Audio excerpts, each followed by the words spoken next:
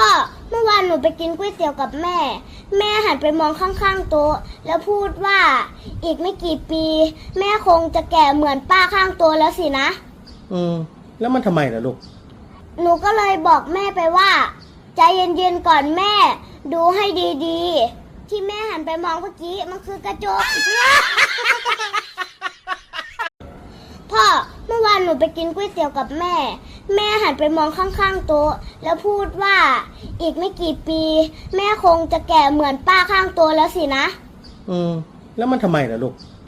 หนูก็เลยบอกแม่ไปว่าใจเย็นๆก่อนแม่ดูให้ดีๆที่แม่หันไปมองเมื่อกี้มันคือกระจก